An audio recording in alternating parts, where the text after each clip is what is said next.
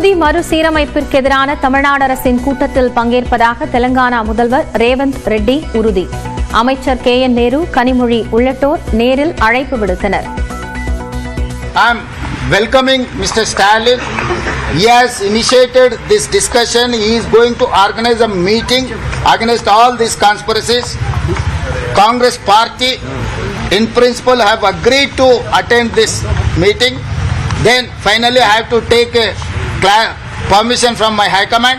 Then definitely I will attend that meeting. Karur மாவட்டம் நெரூரில் உள்ள ஜீவசமாதியில் பக்தர்கள் உணவருந்திய நிலையில் அங்க பிரதட்சணம் செய்ய தடை.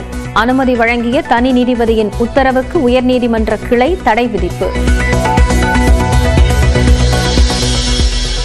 சிதம்பரம் நடராஜர் கோயிலில் கனக சபை மீது ஏறி தரிசனம் செய்ய வைத்த தடுத்ததற்காக தீட்சிதர்களுக்கு எதிரான வழக்கை ரத்து செய்ய முடியாது. சென்னை உயர்நீதிமன்றம் உத்தரவு. கும்பகோணம் அருகே சூரியனார் கோயில் ஆதீனத்தில் ஐம்பொன் சிலைகள் கொள்ளை என புகார். ஆதீனத்தை விட்டு வெளியேறிய மகாலிங்க பண்டார சந்நிதி தஞ்சாவூர் SP அலுவலகத்தில் மனு. நாகரீகமற்றவர்கள் என விமர்சிக்கும் தமிழ்நாடு அரசுக்கு மக்கள் பதிலளிப்பார்கள். துணை முதல்வர் உதயநிதி ஸ்டாலின் பேட்டி. Trying to say we are uncivilized. MPs are uncivilized. Are we uncivilized? You look like we are uncivilized. Do we look like that? அப்படின்னு அவங்க சொல்றவங்க தான் கொஞ்சம் நாகரிகம் இல்லாம தமிழர்களை விமர்சிக்கிறாங்க. இதற்கெல்லாம் சரியான பதிலை தமிழ்நாட்டு மக்கள் எப்போ வாய்ப்பு கிடைக்குதோ கொடுப்பாங்க. அவிநாசி அருகே துலுக்கத்தூரில் தோட்டத்து வீட்டில் வயதான தம்பதி வெட்டி கொலை. நகை பணத்திற்காக கொல்லப்பட்டார்களா என விசாரணை. சென்னை திருமங்கலத்தில் மனைவி மற்றும் மகன்களுடன் தூக்கிட்டு தற்கொலை செய்து கொண்ட மருத்துவர். 5 கோடி ரூபாய் கடன் தொல்லையே காரணம் என முதற்கட்ட விசாரணையில் தகவல்.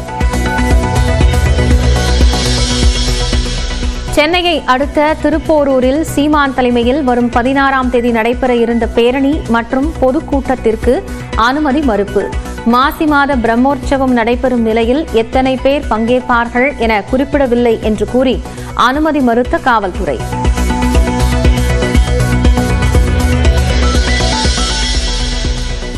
மகன்கள் படித்த பிரெஞ்சு, ஸ்பானிஷ் ஆகியவை 2வது மொழியா? அமைச்சர் PTR பழனிவேல் தியாகராஜனுக்கு தமிழ்நாடு பாஜக தலைவர் அண்ணாமலை கேள்வி.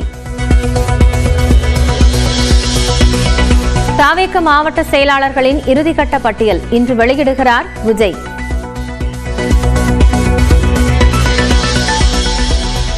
சென்னை ஹயாத் ஓட்டலில் லிப்ட் அருந்து விழுந்து ஊழியர் உயிரிழந்த வழக்கு. தலைமை பொறியாளர் மற்றும் ஒப்பந்ததாரர் கைது.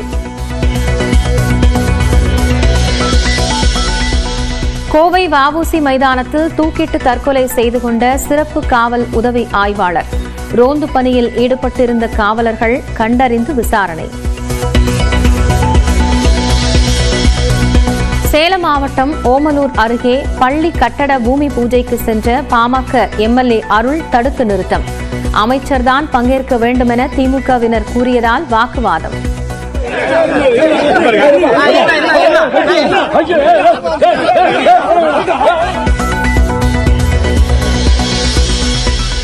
அடுத்த நிதியாண்டிற்கான தமிழ்நாடு அரசின் பட்ஜெட் நாளை தாக்கல். சென்னையில் 100 இடங்களில் நேரலையில் ஒளிபரப்ப ஏற்பாடு. நாடு முழுவதும் தொடங்கியது ஹோலி பண்டிகை கொண்டாட்டம். வண்ணப்பொடிகளை ஒருவர் மீது ஒருவர் தூவி உற்சாகம்.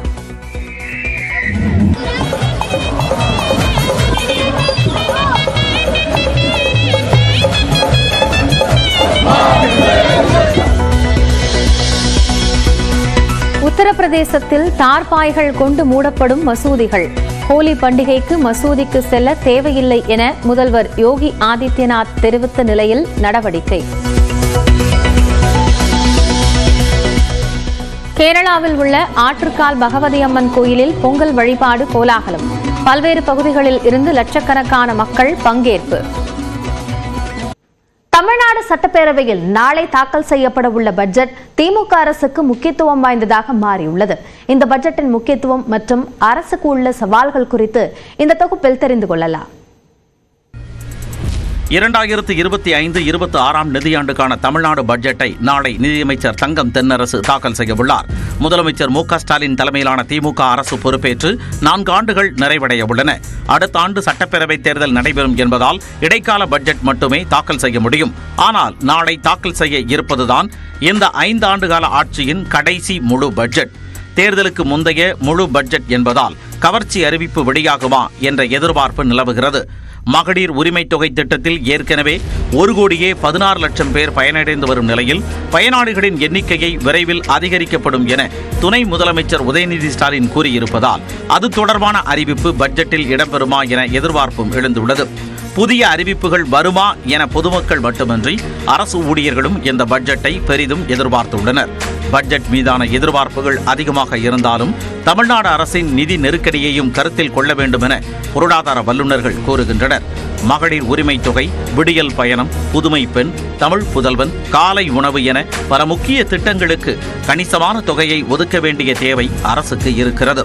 இந்நிலையில் மத்திய அரசிடம் இருந்து போதுமான நிதி கிடைக்காததால் தமிழ்நாடு அரசின் வருவாய் பற்றாக்குறை சிக்கலை ஏற்படுத்தும் வகையில் இருப்பதாக பொருளாதார வல்லுநர்கள் தெரிவிக்கின்றனர். ஜிஎஸ்டிக்குள்ள போனதுனால 2 விதமா, ஒன்று நம்ம பிஸ்கல் அட்டானமியை இழந்துட்டோம், 2வது நம்ம ஏற்கனவே இருந்த நிதி ஆதாரங்களிலிருந்து சரிஞ்சிருச்சு. ஒன்றிய அரசிலிருந்து நமக்கு வர வருவாய் 24% தான்.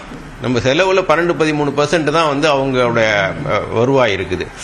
அப்போ முழுமையாக நம்ம சோர்ஸையே நம்பி இருக்க வேண்டிய ஒரு சூழல் இருக்குது.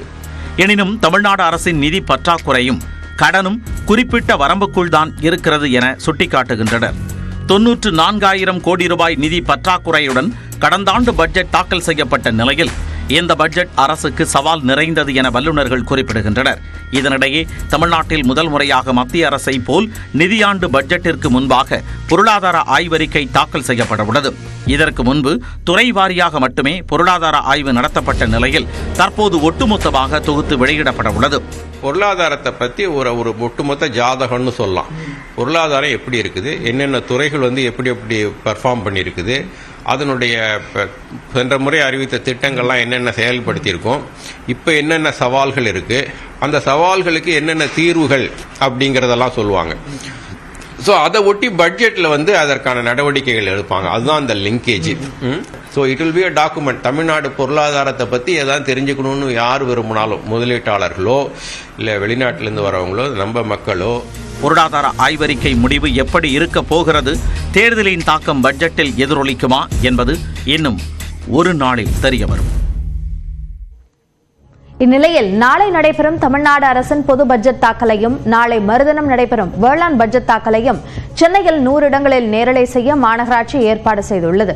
இதன்படி சென்ட்ரல் ரயில் நிலையம், முரசொலி மாறன் பூங்கா, அண்ணாநகர் டவர் பூங்கா, கோயம்பேடு பேருந்து நிலையம், மெரினா கடற்கரை உள்ளிட்ட இடங்களில் காலை 9:30 மணி முதல் நேரலை செய்யப்படும் என்று அறிவிக்கப்பட்டுள்ளது.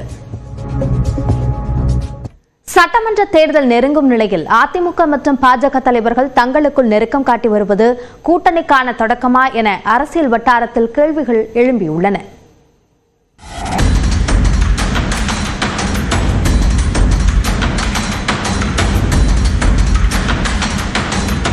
இனிமேல் ஒட்டும் இல்லை, உறவும் இல்லை, அவர்களுடன் கூட்டணிக்கான வாய்ப்பே இனி இல்லை என கடந்த மக்களவை தேர்தலுக்கு முன்பாக பாஜகவுடனான கூட்டணியை முறித்துக் கொண்டது அதிமுக. அந்த நாடாளுமன்ற தேர்தலில் அதிமுகவும் பாஜகவும் தனித்தனியாக கூட்டணிகள் அமைத்து போட்டியிட்ட நிலையில் 2 கூட்டணியுமே ஓரிடத்தில் கூட வெல்லவில்லை. ஆனாலும் அதன் பிறகும் கூட பாஜகவுடன் இனி கூட்டணியே கிடையாது என்றே தொடர்ந்து கூறி வந்தார் அதிமுக பொதுச் செயலாளர் எடப்பாடி பழனிசாமி. இப்படி கரார் காட்டி வந்த இபிஎஸ்ஸின் பேச்சில் கடந்த சில வாரங்களாக திடீர் மாற்றம் காணப்பட்டு வருகிறது. அண்மையில் செய்தியாளர்களை சந்தித்த இபிஎஸ் திமுகவை வீழ்த்துவது மட்டுமே தங்களது குறிக்கோள் என கூறியதுடன் பாஜகவுடன் கூட்டணி அமையுமா என்ற கேள்விக்கு அவர் தந்த பதிலும் மழுப்பலாகவே பார்க்கப்பட்டது. எங்க அதிமுக குறிப்பிட்டாரா? தவறா பேசாதீங்க, தயவு செய்து தவறா பேசாதீங்க. எங்க அப்படி யார் சொன்னது? கிடையாது. தவறா நீங்க ஓட்டு கொடுத்து வாங்க. ஏற்கனவே சொல்லிட்டேன், 6 மாதம் கழித்து கூட்டணி குறித்து பேசப்படும் தெளிவு. அதேபோல பாஜகவும் கூட்டணி குறித்த கேள்வி எழுப்பப்படும் பொழுதெல்லாம் உரிய காலம் வரும் பொழுது தெரிவிப்போம் என்றே கூறி வருகிறது. இது ஒருபுறம் இருக்க, எதிரும் புதிருமாக இருந்து வந்த அதிமுக மற்றும் பாஜக தலைவர்கள் தற்பொழுது நிகழ்ச்சிகளில் நெருக்கம் காட்டி வருவது பேசுபொருளாக இருந்து வருகிறது. கோவையில் முன்னாள் அமைச்சர் SP வேலுமணி இல்ல திருமண வரவேற்பு விழாவில் மகாராஷ்டிரா ஆளுநர் CP ராதாகிருஷ்ணன் EPS இடையே சந்திப்பும் நடைபெற்றது. அதேபோல சென்னையில் பாஜக நிர்வாகி காயத்ரி தேவி இல்ல நிகழ்ச்சியில் கலந்து கொள்ள வந்த எடப்பாடி பழனிசாமி உள்ளிட்டோரை வாசலுக்கே வந்து பாஜக மாநில துணைத் தலைவர் கரு நாகராஜன் வரவேற்று அழைத்துச் சென்றார். எடப்பாடி பழனிசாமியும் பாஜக மூத்த தலைவர் H ராஜாவும் கைகளை குலுக்கி பரஸ்பரம் நலமும் விசாரித்துக் கொண்டனர்.